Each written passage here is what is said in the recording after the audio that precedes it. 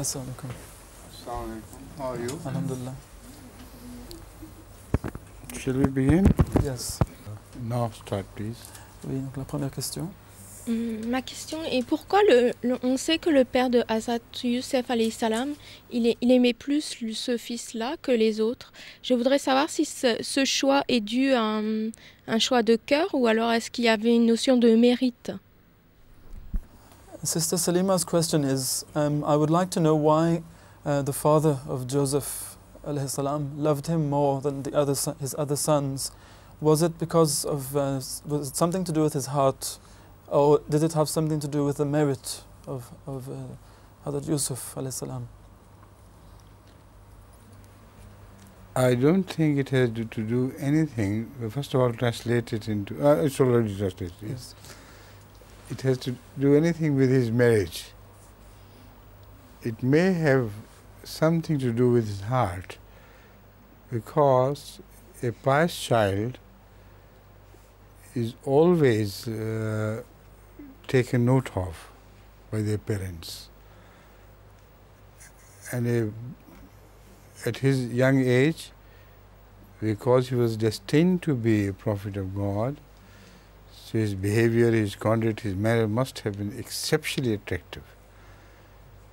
So that is quite possible, that from the childhood, Hazrat Yaqub may have taken note of this special conduct of the boy. But apart from all these, he was told from Allah through a dream which Joseph had seen that he would be a great man in future and he would be a prophet of God.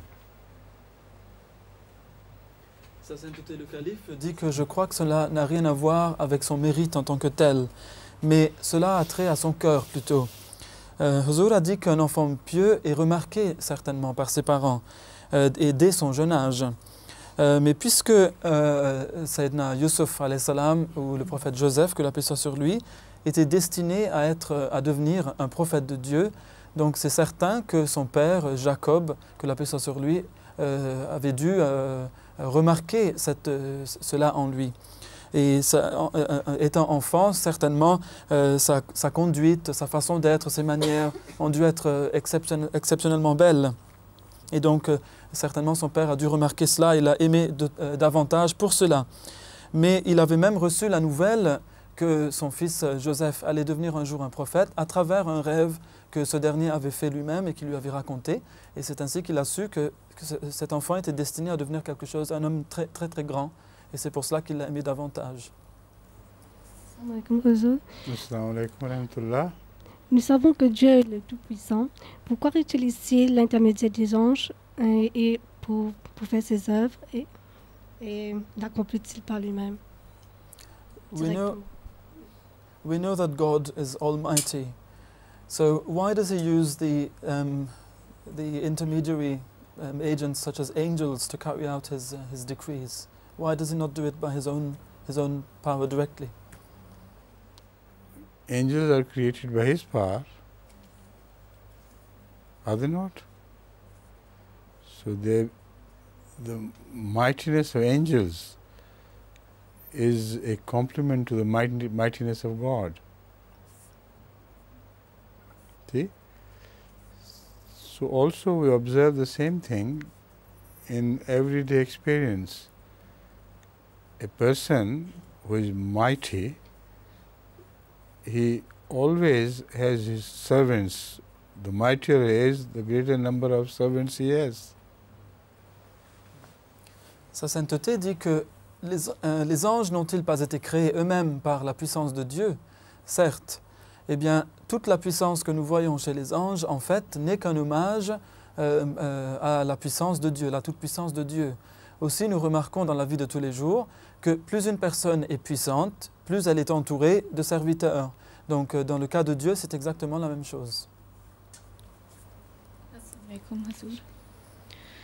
Est-ce qu'il y a une prophétie concernant l'assassinat des Juifs pendant la Deuxième Guerre mondiale? Et peut Azur nous expliquer pourquoi ce pouvait se passer et pour quelles raisons? Is there any prophecy at all behind the mass murder of Jews during the Second World War? And why did this happen? For which reason exactly did this happen? I think I have repeatedly spoken on this subject, that there is no specific prophecy regarding a certain wave of persecution of Jewish people at the hands of others. But in general, the Holy Quran speaks of there being their future persecution at the hands of people. And this is made very clear in the Holy Quran repeatedly. So their persecution by Nazi hands is one of those events which have been predicted in the Holy Quran very clearly. And earlier their persecution at the hands of the British, which compelled them to leave England and go over to Germany, was also another sign. And previously in the history of Jewish persecution, you read many waves of Jewish persecution at the hands of their opponents. Sa Sainteté dit que j'ai parlé beaucoup à ce sujet et j'ai expliqué qu'il n'y a pas de prophétie spécifique qui parle de façon très claire sur la persécution des Juifs à la main d'autres peuples.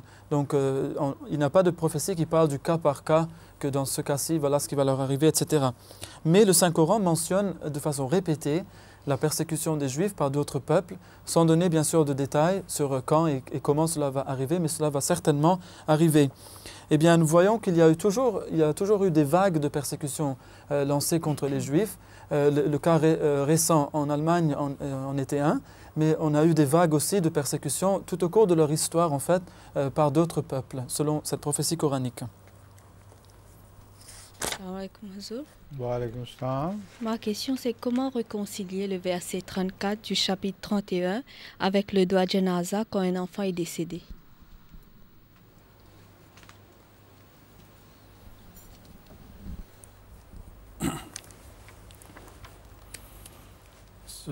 So this is verse number 34 of chapter 31, Surah Luqman. A'udhu billahi minash shaitanir rajim. Bismillahir rahmanir rahim. Ya ayyuhan nasu ttaqu rabbakum wakhshaw yawman la yajzi walidun am waladihi wala mawludun huwa jazin am walidihi shay'a. Inna wa'dallahi haqqun fala taghurrannakumul hayatud dunya wala yaghurrannakum billahil gharur. The translation is, O men, seek protection with your Lord and fear the day when the father will not be of any avail to his son, nor will the son at all be of any avail to his father. Allah's promise is surely true, so let not worldly life beguile you, nor let the deceiver deceive you concerning Allah. La traduction de ce verset, qui est le verset 34 du chapitre 31, est « Ô hommes, cherchez protection auprès de votre Seigneur et craignez le jour où le père ne sera d'aucun secours à son fils, ni le fils d'aucun secours à son père. La promesse d'Allah est assurément vraie. Aussi, ne laissez pas la vie de ce monde vous séduire et ne laissez pas non plus le trompeur vous tromper concernant Allah. » The question is, how do we reconcile this verse which mentions that fear the day when no father will be of any avail to his son, or vice versa, with the prayer which we recite for a child who has died, the janazah prayer, which says, Allahumma ja'alhu lana salafan wa furutan, wa ja'alhu lana ajran wa dhukhran, wa ja'alhu lana shafi'an wa mushaffa'a. So how could this child intercede in any way for his father, if in this verse it said that the father will be of no avail to the son and the son of no avail to the father? You see, this is addressed to the criminals, not to the believers, because the believers will have their shafi in Ahmad sallallahu alaihi wasallam. So perhaps she has failed to understand its import. It's mainly addressed to those believers who will be without any supporter in the hereafter. Not even their own children will be able to take care of them, or their fathers as well. So it doesn't apply at all to the believers and who will certainly be a source of blessing for their near ones. Sa sainteté dit en fait que ce verset s'adresse aux mécréants criminels et non pas aux croyants, car le jour du jugement, les croyants trouveront un intercesseur, un shafir en la personne de sa sainteté, le prophète Mohammed sallallahu alayhi wa sallam. Donc, en fait, ce verset ne s'applique pas du tout à eux. Le jour du jugement, les mécréants n'auront personne pour intercéder en leur faveur, alors que les croyants, chacun d'entre eux sera une source d'intercession et d'aide pour ceux qui leur sont proches. Jusqu'à quel point peut-on aider son ennemi? Up to what point can one help one's enemies? There is no limit. Il n'y a aucune Sky limite. is the limit. Sa sainteté dit qu'il n'y a aucune limite, le ciel est la limite. Because primarily Satan is, according to the Holy Quran, enemy of people. And his progeny overwhelms the world. So to have enemies, limitless enemies, is our destiny. We have to face that. Beware of all your enemies all around you. Even your children can become your enemies according to the Quran. Because when you take their interest above the interest of God, then this is the enmity which they show to you. Ultimately, they behave as your enemies. Huzur dit qu'il n'y a donc aucune limite à cela, mais il faut savoir tout d'abord que c'est Satan qui est l'ennemi des gens, de la race humaine. Et la progéniture de Satan dépasse de loin en nombre le reste du monde sur Terre. Donc nous sommes condamnés de par notre destinée à vivre avec la progéniture de Satan et nous devons donc être avec eux. Et c'est ainsi que nous devons aider le reste du monde, c'est inévitable. Sa sainteté dit donc faites attention à votre ennemi, même vos enfants peuvent devenir vos ennemis si vous mettez les intérêts de vos enfants au-dessus des intérêts de Dieu. Et donc c'est ainsi que vos enfants, plus tard, de par leur comportement, à cause de ce que vous leur aviez fait, ils peuvent se comporter en tant qu'ennemis pour vous. C'est ainsi qu'ils manifestent leur ennemité pour vous.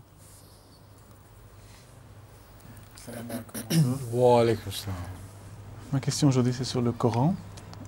Dans la sourate Tahrim, 66, dans les versets 12 et 13, il nous est présenté deux exemples pour les croyants, la femme de Pharaon et Marie.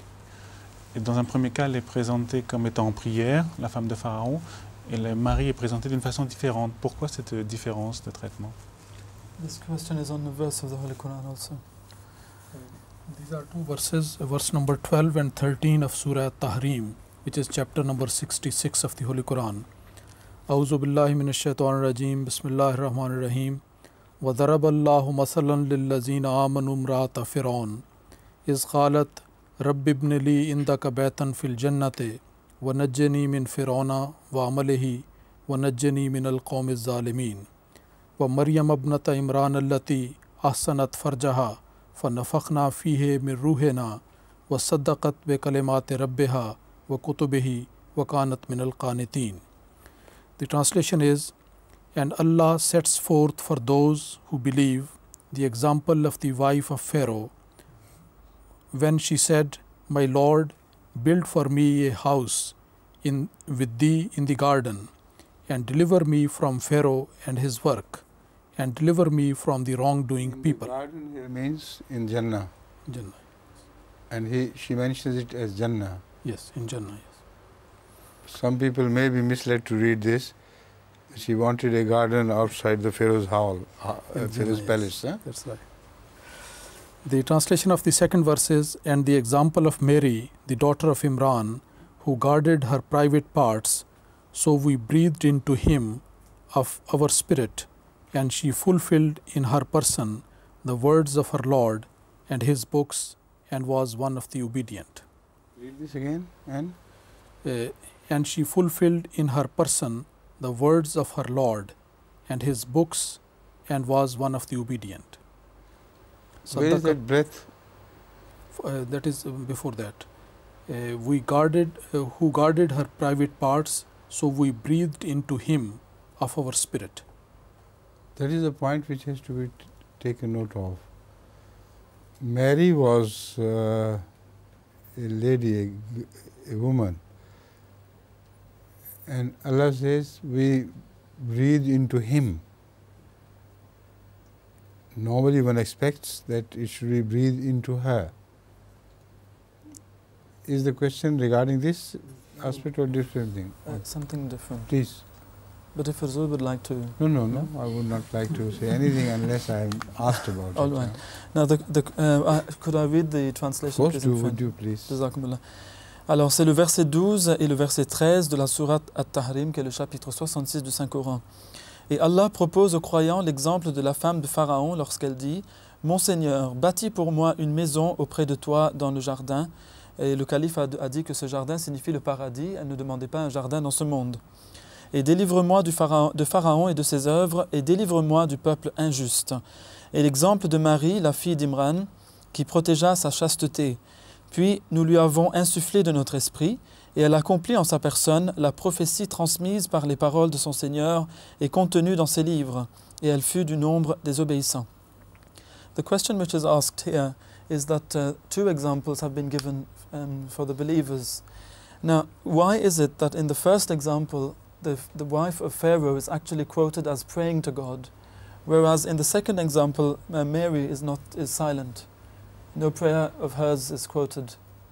Is there any spiritual significance here for the believers?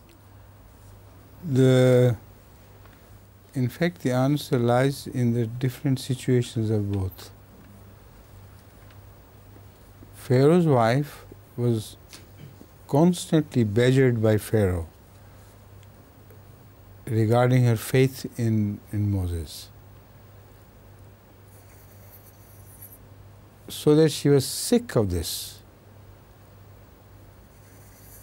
And to whom could she turn in desperation but to God?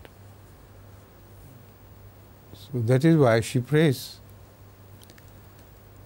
But Mary took care of herself, all right. She did not need any other help. And God had already granted her that special quality of chastity with which she was fully equipped. So why should she have prayed to Allah regarding the chastity which had already been given to her, which had already been promised her in various dreams she had seen earlier? Sa sainteté le calife dit que la réponse gît en fait dans la différence entre les situations de ces deux dames. La première, la femme de Pharaon, en fait se trouvait dans une situation où son mari, le Pharaon, l'a maltraitée à tel point qu'elle était complètement dégoûtée par cela. Et vers qui pouvait-elle se tourner sinon Dieu? Elle n'avait que Dieu vers qui se tourner. Et donc c'est ainsi qu'elle est mentionnée comme priant à Dieu, que Dieu la sauve de cette situation terrible et déplorable. Mais dans le cas de Marie, ce n'est pas la même chose du tout, car ici on voit que Dieu pouvait s'occuper de sa propre personne convenablement, et Dieu lui avait accordé une chasteté pour donc s'occuper de ses propres besoins et se protéger elle-même. D'ailleurs, Dieu lui avait fait la promesse de cette chasteté dans des rêves qu'elle avait faits, et c'est ainsi qu'elle pouvait, sa situation était très différente de l'autre. It was your question, huh? MashaAllah. That means you read the Quran with deep concentration and attention. MashaAllah.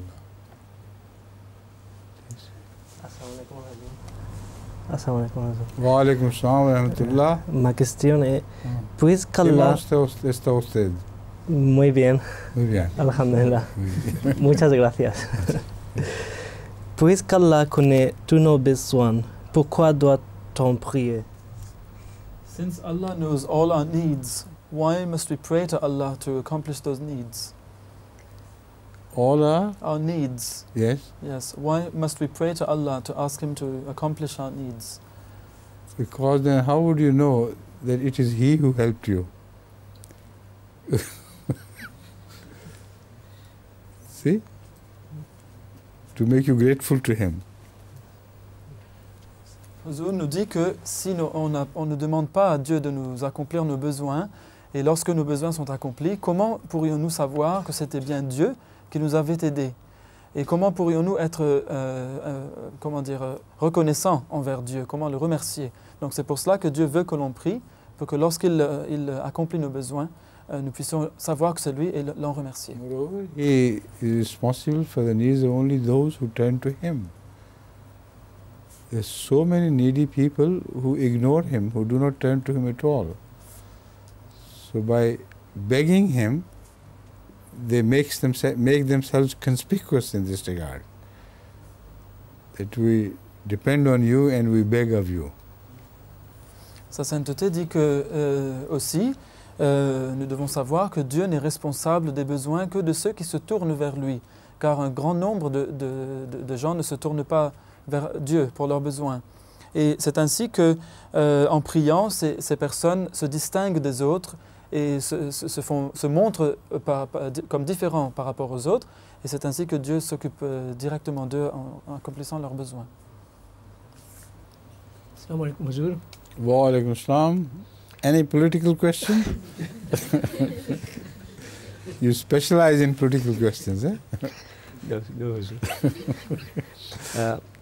Les épouses du saint prophète sont appelées les mères des croyants. Quel est le statut de mère du saint prophète? The holy wives of the Holy Prophet Muhammad sallallahu alaihi wasallam are called the Ummahatul Mu'mineen, mothers of the believers. What was the status of the mother of Hazrat Amina, the mother of Sayyidina Muhammad sallallahu alaihi wasallam?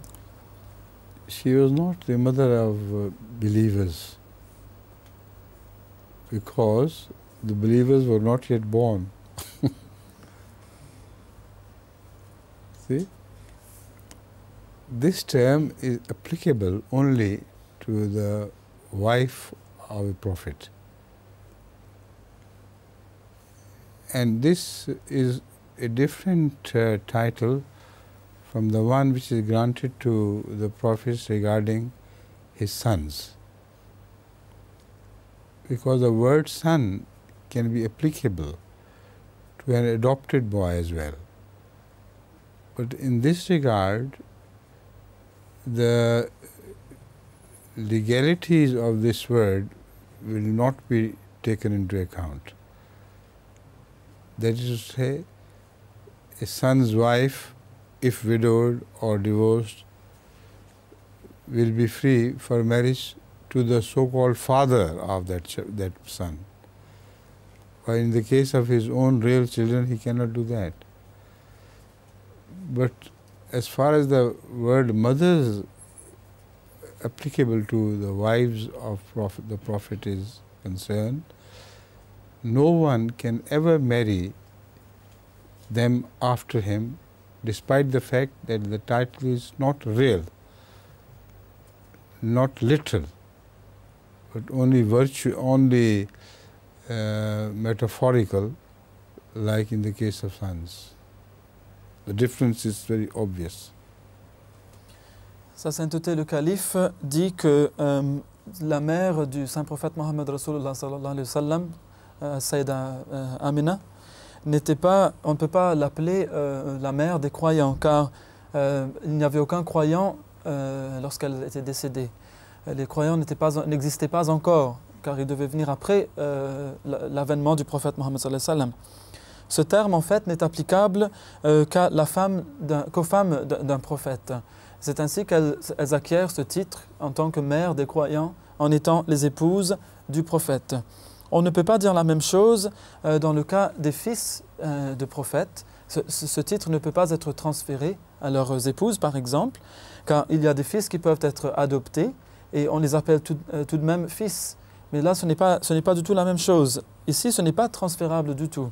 aussi, lorsque ces fils se marient et si les fils meurent, leurs épouses peuvent bien épouser donc le père adoptif donc de ses fils. Elles pourraient devenir ses épouses à lui.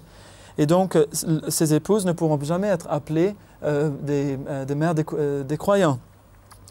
Par contre, les femmes des prophètes, bien que ce titre n'a aucune valeur légale, mais toutefois, elles ne peuvent épouser personne après la mort de ce prophète.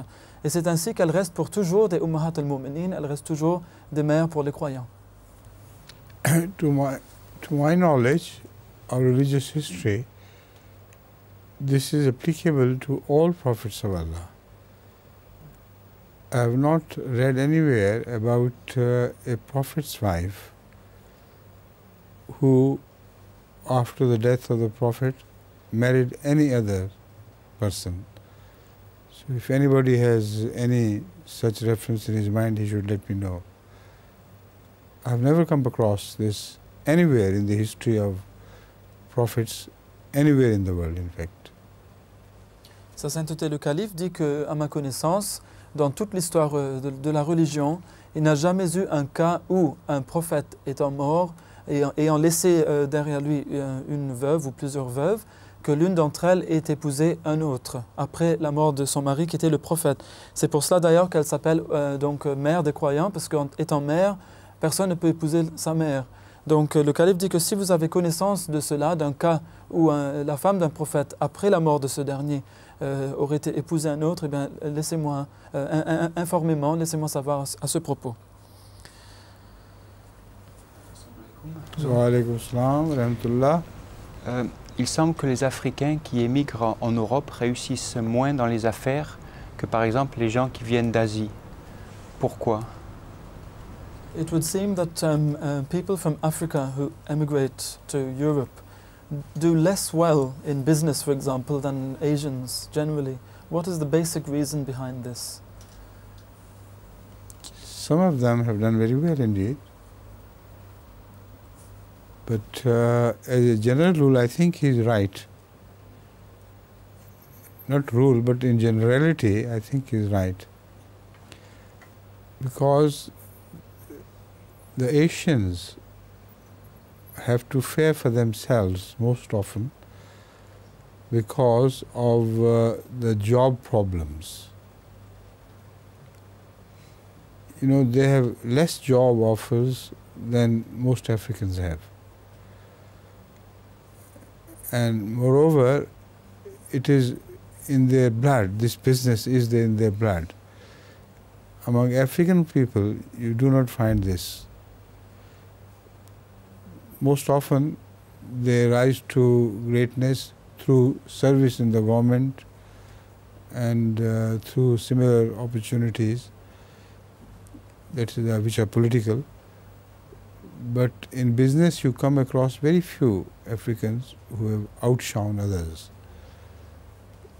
But of course, there are exceptions, particularly in Nigeria. You know, Haji Abiullah, the late Haji Abiullah, was one of the greatest magnates, one of the richest persons in the whole world. So this is true in generality, but not true altogether. Moreover, you should remember that most of the Eastern or the people of the subcontinental origin migrated to the West because they were originally businessmen and they wanted to do business here. So a majority among them came also to Africa for the sake of business.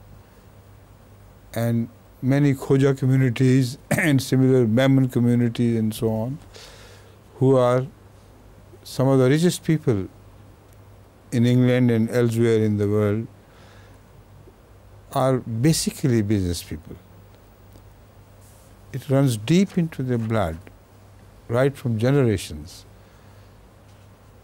This is not true of most Africans. That is why you have noticed this difference. Sa sainteté dit qu'il est vrai que certains Africains ont bien réussi dans le commerce ici en Europe, mais en général, le frère Navid a raison, on ne voit pas cela beaucoup chez les Africains. Les Asiatiques, en fait, ont moins accès à l'emploi ici, en Angleterre surtout, que les Africains. Aussi, ils ont le commerce dans le sang. Ils ont vraiment cela dans le sang. Ce n'est pas le cas des Africains qui préfèrent plutôt le service ou travailler dans d'autres domaines. Mais on sait qu'il y a certains cas comme feu Haji Abiola, qui était quelqu'un de très très riche, qui était très puissant. Et donc c'était l'une des personnes les plus riches dans le monde. Il avait bien réussi dans son business, dans son commerce. Mais en général, c'est vrai que les Africains ne se tournent pas vraiment vers le commerce et ne réussissent pas aussi bien que les Asiatiques. Mais ce n'est pas une règle absolue. De plus, une grande majorité d'Asiatiques qui sont venus en Angleterre ou se sont rendus en Afrique étaient déjà des commerçants. Ils faisaient déjà le commerce et ils voulaient donc améliorer encore plus, davantage leur commerce. On connaît le cas de certains Khoja, Maimon, etc. et d'autres qui viennent de l'Inde, qui se sont installés dans ces différents pays et qui sont très riches et très influents. Et ils sont déjà commerçants. Donc c'est pour cela, ça explique un peu pourquoi ils réussissent mieux que les Africains qui n'ont pas vraiment cela dans le sang, comme les Asiatiques. Est-ce qu'il y a une relation entre les gènes et la religion? Si oui, quelle est la relation entre l'âme et les gènes? Is there any relation between genes and religion? And if so, is there any relation between the soul and genes? Yes, there is a very strong relation between genes and religion, which is mentioned both in the Bible and in the Holy Quran. That genetically, man is made good. And in the style of Allah's attributes. So if you neglect your genetic signals and turn to other occupations, you are free to do that. This happens in the worldly case as well as in the religious cases. See? Huzur dit que oui, il y a une forte relation, une profonde relation entre les gènes et la religion. Selon la Bible et le Coran, génétiquement, l'homme a été créé bon, de nature bonne, selon le style des attributs d'Allah. Donc si vous négligez votre religion, vous êtes en train de négliger votre propre création génétique selon l'ordre d'Allah. See, I have repeatedly proved this to the non-believers, that deep inside they are good. And goodness is something which rises right from the bottom of one's heart. So if they choose not to be good, this is their responsibility, not a genetic responsibility. Sa sainteté dit que j'ai maintes et maintes fois prouvé ce point aux mécréants lorsque je leur ai dit qu'au fond, ils sont bons, de nature bonne. La bonté naît de l'intérieur de l'âme, du fond de l'âme. Mais s'ils décident de ne pas être bons, cela est à cause de leur choix et non pas à cause de leur gène. Ils sont génétiquement bons, mais c'est leur choix qui fait qu'ils ne sont pas bons. Pouvez-vous, s'il vous plaît, commenter sur les versets 18 du chapitre 50 du Saint-Coran? Verse 18 of chapter 50. So this question is related with verse number 18 of chapter 50, Surah Qaf. أعوذ بالله من الشيطان الرجيم بسم الله الرحمن الرحيم إذ يتلقى المتلقيان عن اليمين وعن الشمال قعيد. The translation is, when the two recording angels record the deeds of men, one sitting on the right and the other on the left. La traduction de ce verset, qui est le verset 18 du chapitre 50 de la sourate Qaf, est « Quand les deux anges qui tiennent le registre inscrivent toutes les actions des hommes, l'un assis à droite et l'autre à gauche. » Could Huzur please kindly comment on the... He's already said it, but he didn't say it very loud.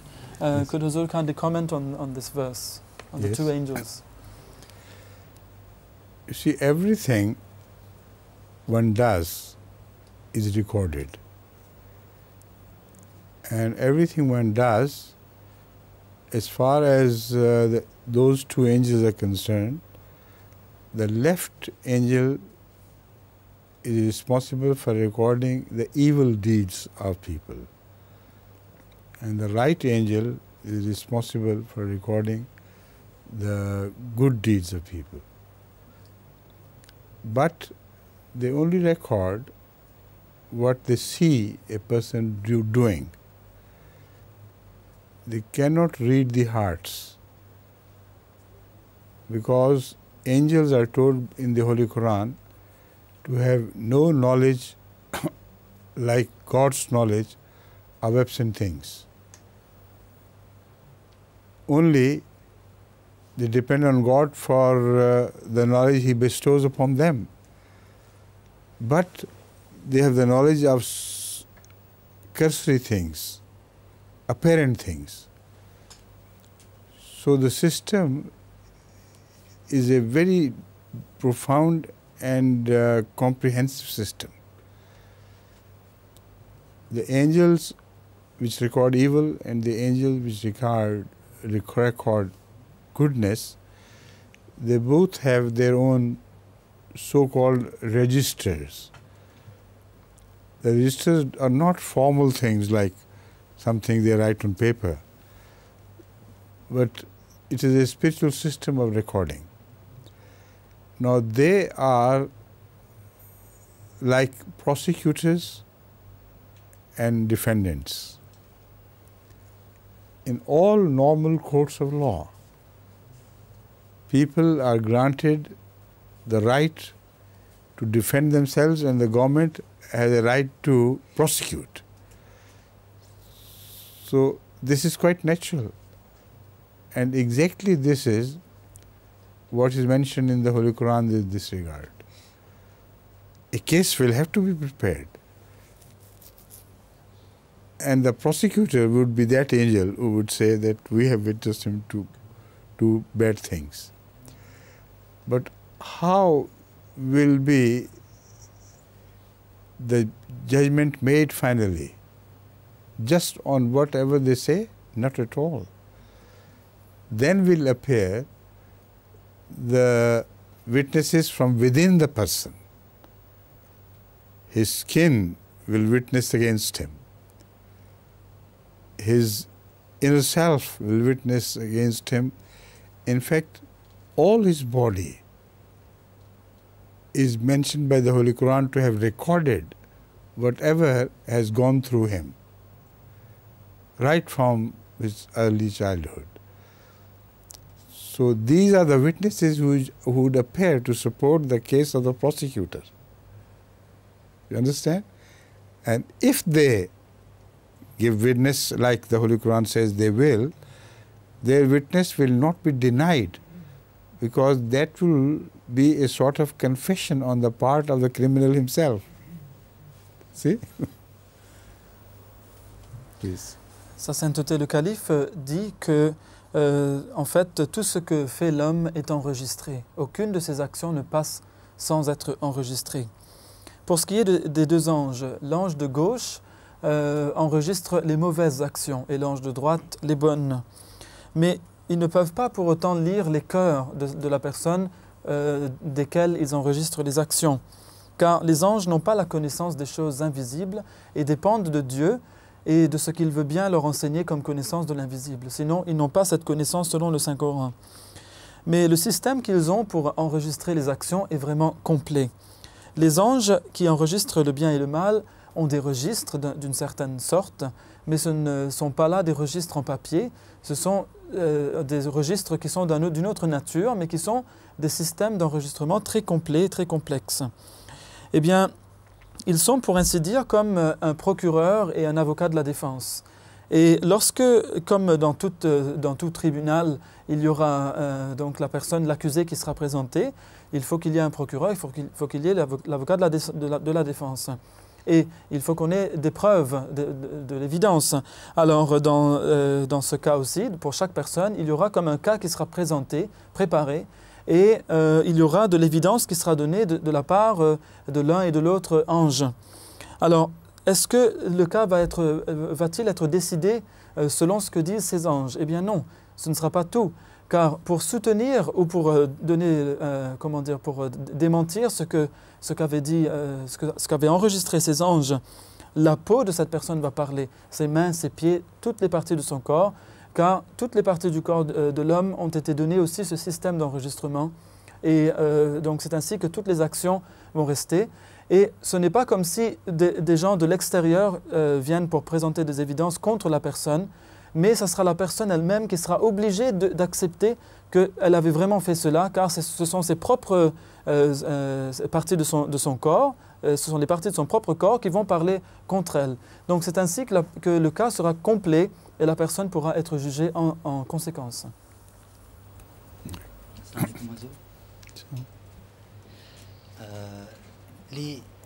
Dans les commentaires du Saint-Coran de la Sourate Al-Fatiha, il est marqué que les trésors spirituels de la Sourate Al-Fatiha ont été scellés jusqu'à l'avènement du Messie promis. Pourquoi cette sourate a été restée fermée et quelle en est l'importance de dévoiler ces trésors avec le Messie promis? In the commentary of the Surah Al-Fatiha, it's written that the treasures hidden in this surah had to be sealed until the time of the advent of the promised Messiah alayhi salam. Why were these treasures kept hidden from man until his advent? I don't know which part of the commentary he is referring to, but I don't think they were at all sealed from the Holy Prophet ﷺ himself.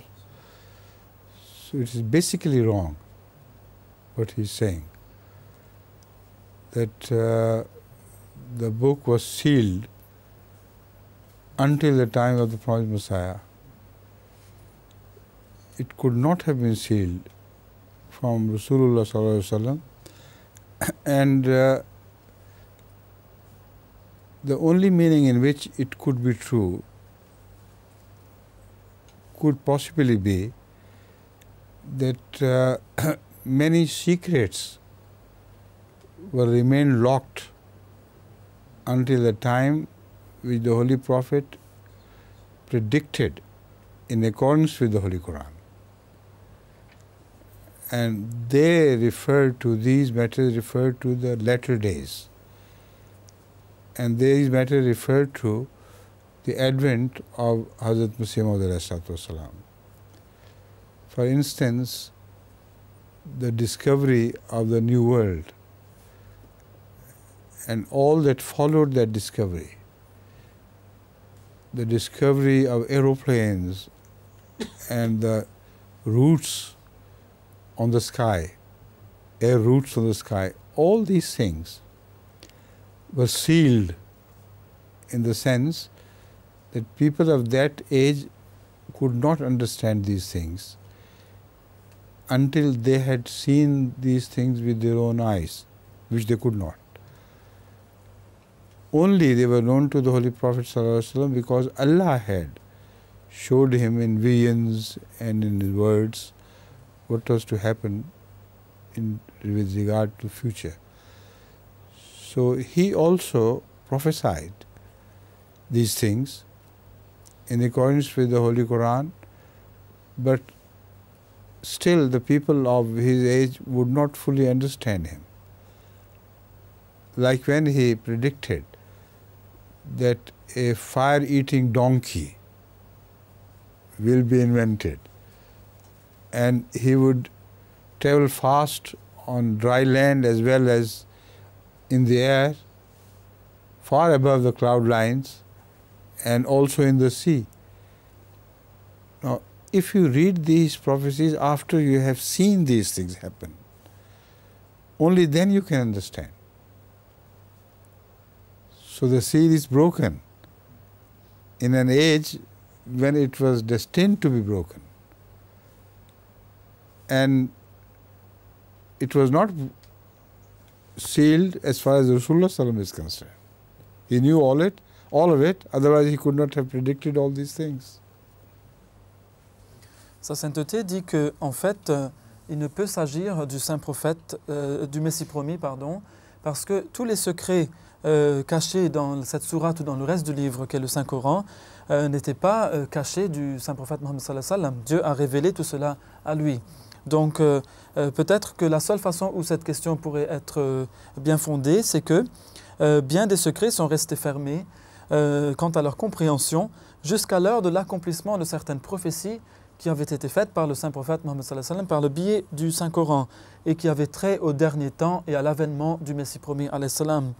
Par exemple, il y a les découvertes modernes comme la découverte de voies dans le ciel, le développement d'avions et d'autres choses, etc. Toutes ces choses, comment les gens pouvaient-ils les connaître avant?